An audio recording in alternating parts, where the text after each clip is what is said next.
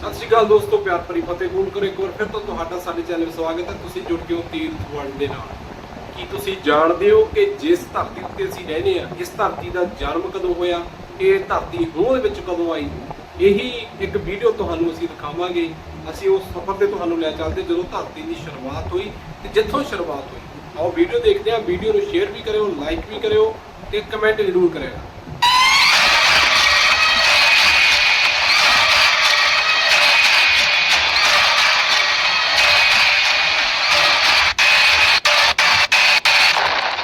इस वक्त आप आराम से बैठकर इस वीडियो को देख रहे हैं, मगर मैं आपको कहूं, आज जिस जगह पर आप अभी बैठे हो वो जमीन आज से करोड़ों साल पहले 8,500 डिग्री के तापमान से उबल रही थी, या जिस जगह पर आप बैठे हैं वो जगह लाखों सालों तक बर्फ से ढकी हुई थी। ये दोनों बातें सच हैं। इस 15 मिनट की वीडियो के अंदर आप पृथ्वी के 450 करोड़ साल के सफर को देखने वाले हैं। जिस जगह आज हमारा सौरमंडल है वहाँ विभिन्न प्रकार की गैस और धूल के बादल हुआ करते थे। वैज्ञानिकों के मुताबिक इन धूल के बादलों से दूर एक तारा हुआ करता था। वक्त के साथ साथ उस तारे की ऊर्जा कम होने लगी, जिसके कारण उसके अंदर एक विशाल विस्फोट हुआ। विस्फोट की वजह से अंतरिक्ष की ये धूल एक दूसरे से दबने लगी। इस दौरान बादलों में स्थित धूल के कण दबाव और गर्मी के कारण बड़े उल्कापिंड और पत्थरों में परिवर्तित हो चुके थे, और इसी दबाव की वजह से इन बादलों में स्थित रेडियो एक्टिव पदार्थ ने ग्रेविटी का निर्माण किया। इस ग्रेविटी के कारण बीच में हाइड्रोजन और हीलियम इकट्ठा होने लगे। बीच के इस भयंकर दबाव के कारण एक विशाल विस्फोट हुआ, और इसी विस्फोट के कारण हमारे सूरज का जन्म हुआ। अंतरिक्ष में फैले एस्ट्रॉयड यानी क्षुद्र ग्रहों में भारी वजन की वजह से सूरज के करीब आकर सूरज की परिक्रमा करने लगे। धीरे धीरे इन्हीं एस्ट्रॉयड में भारी टकराव हुआ, जिसके फलस्वरूप मरकरी, विनस, अर्थ और मार्स जैसे ग्रहों का निर्माण हुआ। वैज्ञानिकों के मुताबिक उस वक्त पृथ्वी और मार्स यानी मंगल ग्रह के बीच थिया नामक ग्रह सूरज की परिक्रमा किया करता था। पृथ्वी पर ग्रेविटी होने की वजह से सूरज की परिक्रमा करने वाले एस्ट्रॉयड अब पृथ्वी की परिक्रमा करने लगे, और धीरे धीरे करोड़ों सालों तक ये पृथ्वी पर गिरते रहे। और ऐसी घटना हमारे पड़ोसी ग्रह थिया पर भी हो रही थी, जिसके कारण थिया पृथ्वी के और करीब आने लगा और आकर पृथ्वी से टकराया।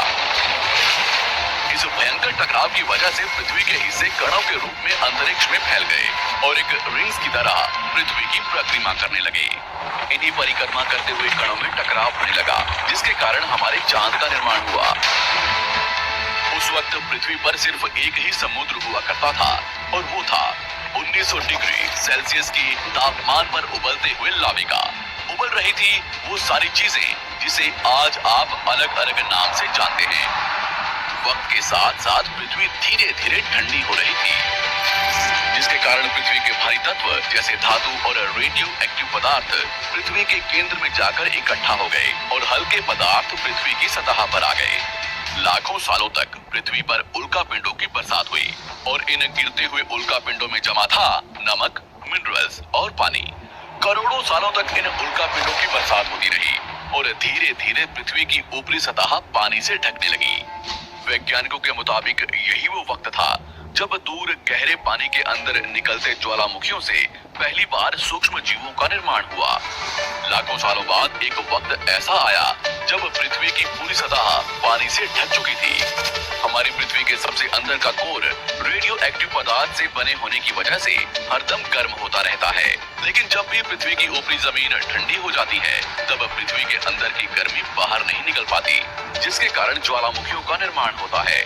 और उस वक्त कुछ ऐसा ही हुआ। पानी से ढकी हुई पृथ्वी पर हजारों की तादाद में ज्वालामुखी निकलने लगे, और आने वाले लाखों सालों तक इन ज्वालामुखियों का निकलना जारी रहा, जिससे पानी के ऊपर जमीन का निर्माण हो रहा था। इस वक्त भी पृथ्वी पर वातावरण न होने की वजह से अंतरिक्ष से उल्कापिंडों की बरसात हो रही थी। आज से लगभग 300 करोड़ साल पहले पृथ्वी पर ऐसा वक्त आया जब पृथ्वी का वातावरण लगभग स्थिर होने लगा था। ज्वालामुखी निकलने धीरे हो गए थे, और पृथ्वी का एक दिन 12 घंटे का हुआ करता था। साल बीतते गए, और धीरे धीरे ये सूक्ष्म जीव विकसित होते गए और समूह में रहने लगे।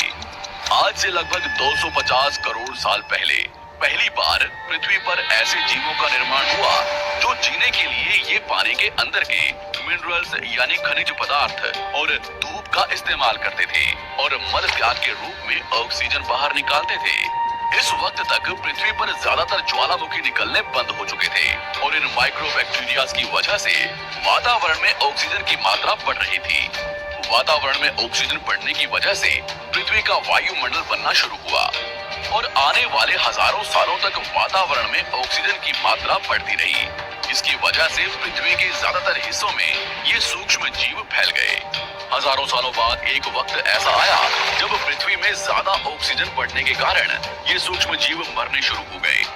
उस वक्त तक पृथ्वी का वातावरण ठंडा होने के साथ साथ ऑक्सीजन से भी भर चुका था, जिसके कारण जमीन और वातावरण में स्थित आयरन यानी लोहे के मिनरल्स पानी में स्थित ऑक्सीजन से रिएक्ट होने लगे। और एक वक्त ऐसा आया जब पृथ्वी की जमीन आज के मार्स के जैसे लाल हो चुकी थी।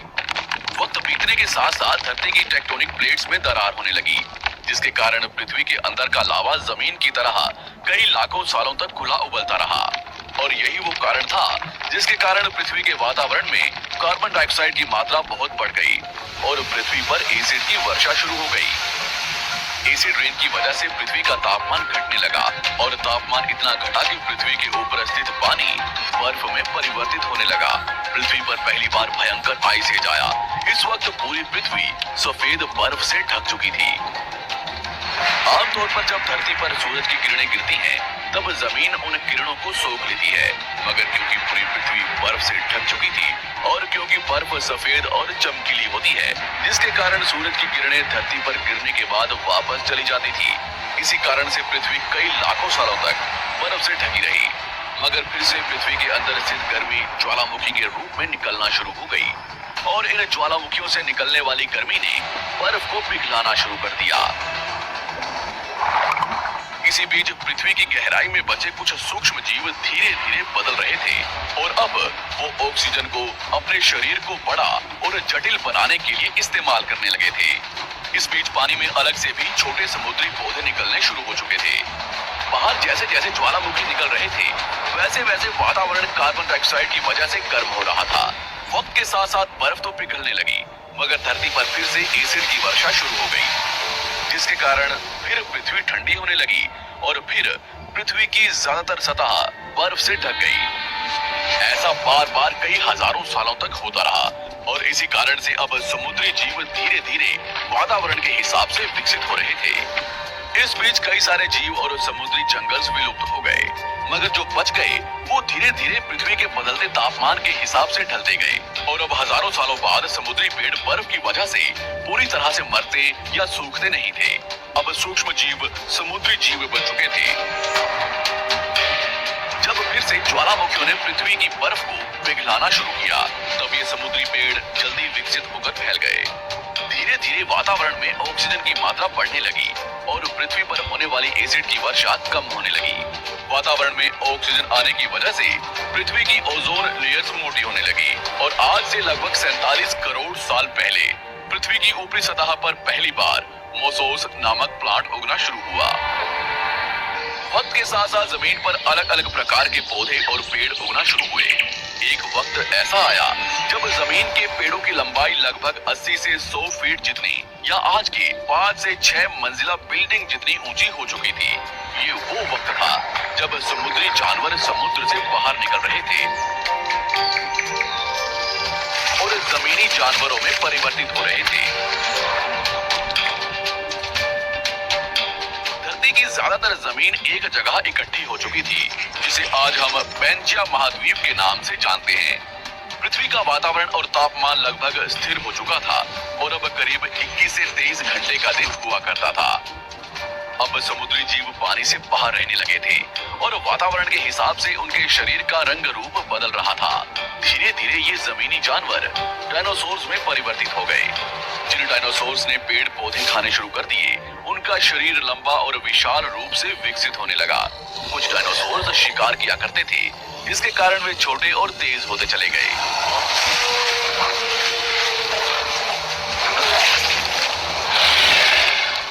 पृथ्वी की ऊपरी जमीन एक जगह इकट्ठी होने के कारण ज्यादातर जमीन रेगिस्तान और बंजर हो चुकी थी। ज्यादातर जंगल समुद्र के करीब हुआ करते थे, जिसमें डायनासोर्स रहा करते थे। आज से लगभग 20 करोड़ साल पहले पैंजिया महाद्वीप टूटना शुरू हो गया। पैंजिया के विभाजित होने की वजह से पृथ्वी की ज्यादातर ऊपरी जमीन पानी के संपर्क में आने लगी, जिसके फलस्वरूप पृथ्वी पर हरियाली बढ़ती गई, जिस वजह से डायनासोर्स और ज्यादा विभिन्न और विशाल होते चले गए। डायनासोर्स ने आने वाले लगभग 20 से 30 करोड़ सालों तक पृथ्वी पर राज किया। उस वक्त डायनासोर्स समुद्र से लेकर जमीन और आसमान तक पूरी पृथ्वी पर राज किया करते थे। इस दौरान अफ्रीका से टूटा भारत सीधे आकर आज के तिब्बत से टकराया और इस टकराव की वजह से हिमालय का निर्माण हुआ।